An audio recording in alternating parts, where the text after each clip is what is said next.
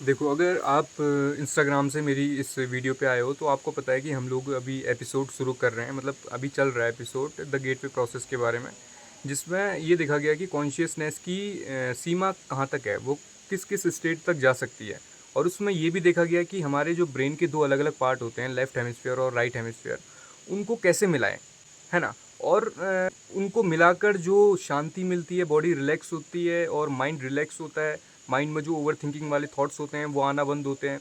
और ऐसी जो ये महात्मा लोग थे, जो ऋषि लोग थे, वो पहाड़ियों में जाकर, गुफाओं में जाकर मेडिटेशन करते थे। सिर्फ इसीलिए अगर आप रिसर्च करोगे तो आपको पता चलेगा कि वो अपने दोनों ब्रेन के पार्ट को एक साथ मिलाकर काम कराना सीखते थे। कैसे मिलाएं वो सीखते थे, क्योंकि अगर हमारे ब्रेन के दोनों एक साथ पार्ट मिल जाते हैं ना, तो हमारा फोकस बहुत तेज बढ़ जाता है और हमारी कॉन्शियसनेस जो है वो एक्सपेंड होने लगती है। और बहुत सारी ऐसी चीज़ें होती हैं, हमारी जो इंट्यूशन होती है, छठी इंद्री, वो मतलब स्ट्रांग हो जाती है। हम फ्यूचर में क्या होने वाला है उसको, मतलब उसकी एनर्जी को सेंस कर पाते हैं।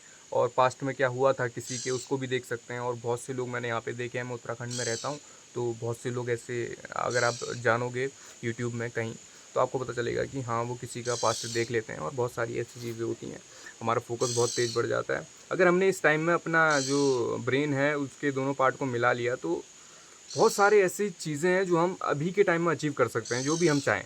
ठीक है। और मैंने इंस्टाग्राम में मतलब एक वो डाला था, स्टोरी डाली थी, और उसमें मैंने पूछा था कि कोई भी क्वेश्चन पूछना है तो पूछो।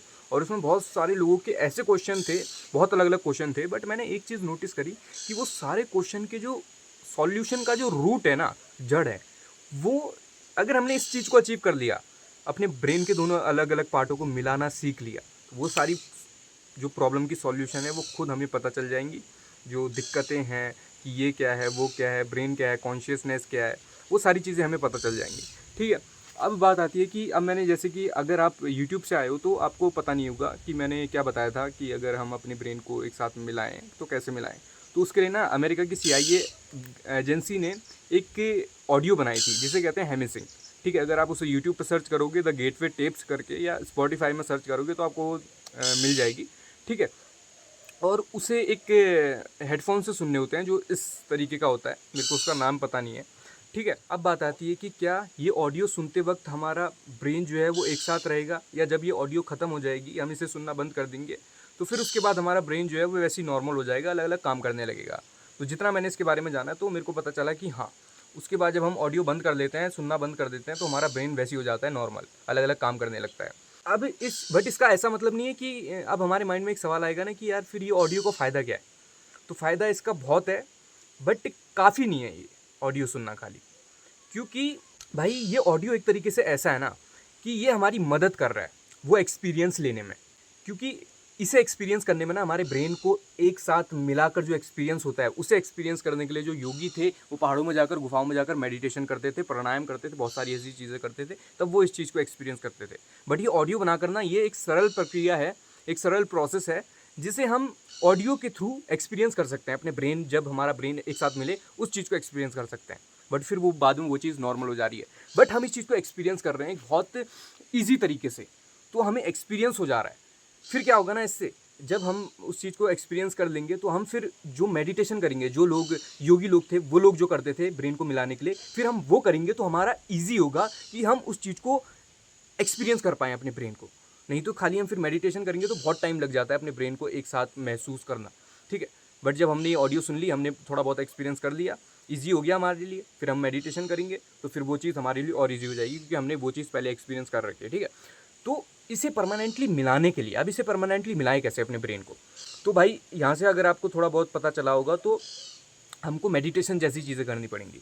अगर मेडिटेशन में भी खाली बहुत सारी अलग अलग चीज़ें होती हैं, हमें ना अनुलोम विलोम करना पड़ेगा। अनुलोम विलोम कैसा होता है, आप यूट्यूब में देख सकते हो उसकी कैसी प्रोसेसिंग होती है बैठने की।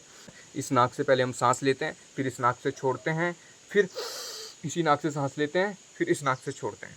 अब इसके पीछे का एक छोटा सा एक लॉजिक टाइप का है कि हमारे जो दोनों नाक के छेद है ना, वो ऐसे क्रॉस में जुड़े हुए हैं। जो लेफ्ट वाला जो नाक का छेद है मेरा, वो राइट वाले ब्रेन से जुड़ा हुआ है, और जो राइट वाला नाक का छेद है मेरा, वो लेफ्ट वाले ब्रेन से जुड़ा हुआ है। तो यहाँ पे हम क्या कर रहे हैं, अनुलोम विलोम से। अब कभी कभी आपने नोटिस किया होगा कि हमारा कभी कभी एक नाक का छेद जो है ना वो ज़्यादा खुला रहता है ना। अब अगर आपका राइट वाला नाक का छेद ज़्यादा खुला होगा, तो आप ये पता लगा लेना, ये समझ जाना कि आपका लेफ़्ट वाला ब्रेन ज़्यादा काम कर रहा है। उस वक्त आपका लॉजिकल ब्रेन ज़्यादा काम कर रहा है, उस वक्त आपको स्ट्रेस हो सकती है, टेंशन हो सकता है ना। जब आपका राइट वाले नाक जो है वो ज़्यादा खुला हो, और जब आपका लेफ़्ट वाला नाक ज़्यादा खुला हो तो आप सोचना कि आपका क्रिएटिव वाला ब्रेन ज़्यादा काम कर रहा है, इमेजिनेटिव वाला ब्रेन। उस वक्त आप किसी सोच में खोए हुए रह सकते हो। जब हम अनुलोम विलोम कर रहे हैं तो नॉर्मल स्टेट में तो हमारा एक नाक ज़्यादा खुला रहता है, बट जब हम अनुलोम विलोम कर रहे हैं, अब एक नाक ज़्यादा नॉर्मल स्टेट में खुला रहेगा तो एक ही ब्रेन में जो है वो ऑक्सीजन ज़्यादा पहुंचेगा, एक ब्रेन ज़्यादा एक्टिव होगा, ठीक है। बट जब हम अनुलोम विलोम कर रहे हैं तो हम बराबर दोनों नाक की छेद से सांस ले रहे हैं। इसका मतलब हम दोनों ब्रेन में एक साथ बराबर ऑक्सीजन पहुंचा रहे हैं। उससे क्या होगा, हमारा ब्रेन जो है वो दोनों एक साथ एक्टिव होंगे, और उसके बीच का जो एक पट्टी टाइप की होती है जो इन दोनों ब्रेन के पार्ट को जोड़ती है, जिसे हम कहते हैं कॉर्पस कैलोसम, वो स्ट्रांग होती है। और एक चीज़ और आप कर सकते हो, एक एक्सरसाइज होती है क्रॉस क्रॉल मूवमेंट, जिसमें क्या करना होता है ना, जिसमें मतलब अब हमारा जो आधा हिस्सा है ना शरीर का, वो ऐसे करके जुड़ा हुआ है क्रॉस साइड से। जैसे कि मेरा लेफ़्ट वाला हिस्सा, लेफ़्ट वाले हाथ, लेफ़्ट वाला पैर, ये मेरा राइट वाले ब्रेन से जुड़ा हुआ है, क्रिएटिव ब्रेन से, और ये वाला हिस्सा मेरा राइट वाला, ये लेफ़्ट वाले ब्रेन से जुड़ा हुआ है। अब जब इसमें क्या होता है, एक्सरसाइज में हम लोग क्या करते हैं, दोनों मूवमेंट अब मैं आपको करके बताता हूँ। जैसे कि यहाँ पे रख देता हूँ मैं, ठीक है। अब हमको ना ऐसी एक्सरसाइज करनी होती है, ऐसे करके नी में वो करना होता है, और हम ऐसे करके करते हैं, ऐसे करके, ये एक एक्सरसाइज है। अब इससे क्या होता है, हमारा जब मैं दोनों इस साइड से इसको छू रहा हूँ अपने लेफ्ट वाले नी को, तो क्या हो रहा है, मेरा दोनों ब्रेन जो है वो एक साथ काम कर रहे हैं। मेरा ये वाला भी जो इससे जुड़ा हुआ है, राइट वाला हैंड जो मेरा लेफ्ट वाले ब्रेन से जुड़ा हुआ है वो भी काम कर रहा है, और जो मेरा लेफ्ट वाला पैर राइट वाले ब्रेन से जुड़ा हुआ है वो भी काम कर रहा है। तो जब एक साथ दोनों काम करेंगे तो दोनों एक साथ एक्टिव होंगे, मिलने लग जाएंगे, ठीक है।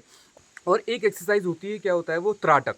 त्राटक में क्या होता है, त्राटक में हम किसी दिए की लौ में फोकस लगाते हैं, है ना, और किसी बिंदु त्राटक अगर हम करते हैं तो किसी एक पॉइंट में हम फोकस लगाते हैं। उससे क्या होता है, अब जो हमारी बिखरी हुई जो एनर्जी है, अगर मैं किसी एक पॉइंट पे फोकस लगा रहा हूँ, तो नॉर्मल स्टेट में मेरा ब्रेन जो है वो अलग अलग काम कर रहा था। मैं पढ़ाई कर रहा था, लेफ्ट वाला ब्रेन मेरा काम कर रहा था, बट मेरा मन नहीं कर रहा था, तो मन नहीं कर रहा था, मैं कहीं और खो गया, किसी की यादों में हो गया। उस वक्त मेरा राइट वाला इमेजिनेटिव ब्रेन काम करने लग गया। अब यहाँ पे क्या हो रहा है, एनर्जी जो है वो बिखरी हुई है, अलग अलग ब्रेन अलग अलग काम कर रहे हैं।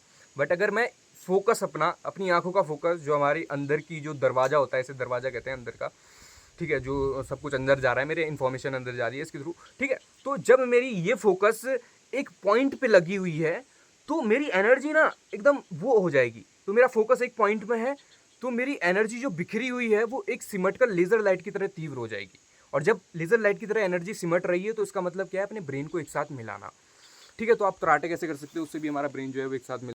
अभी एकदम से वीडियो बंद हो गई थी, मेरे पापा का फ़ोन आ गया था, ठीक है। और मैं बोला जा रहा था, मैंने इसके बाद 4-5 मिनट तो ज़्यादा हो जाएगा, बट मैंने 2 मिनट तो बोल दिया था, ठीक है। बट अब मैं दोबारा बताता हूँ मैंने क्या नहीं बताया था। एक तो त्राटक बता दिया था, और लेफ़्ट हैंड से हम लिखते हैं, मैंने बताया नहीं बताया यार, ये नहीं बताया होगा मैंने देखा भी नहीं, बट एक बार बता देता हूँ, अगर बनाया होगा तो काट दूंगा, ठीक है। अगर आप नॉर्मली राइट हैंड से लिखते हो ना, तो उससे अगर हमारी बॉडी जो है आधी अलग अलग क्रॉस में जुड़ी हुई है, अलग अलग ब्रेन से, जैसे कि मेरा राइट वाला जो पार्ट है वो इस वाले ब्रेन से जुड़ा हुआ है। तो जब आप नॉर्मली अगर आप राइट हैंड से लिखते हो तो आप कोशिश करो कि आप लेफ़्ट हैंड से भी लिखो, क्योंकि अगर आप राइट हैंड से लिख रहे हो तो आपका जो है लॉजिकल ब्रेन ज़्यादा एक्टिव होता है, जो लेफ़्ट वाला ब्रेन है।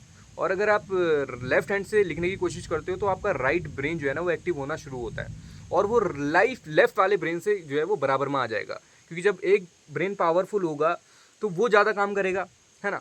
तो अगर आप उसको भी ज़्यादा एक्टिव करोगे अपने लेफ़्ट हैंड से लिखने की कोशिश करके, तो फिर वो बराबर में आ जाएंगे और एक साथ मिल जाएंगे और एक साथ काम करना शुरू कर देंगे, ठीक है। अब इसका अगर आपको अब ये बनाए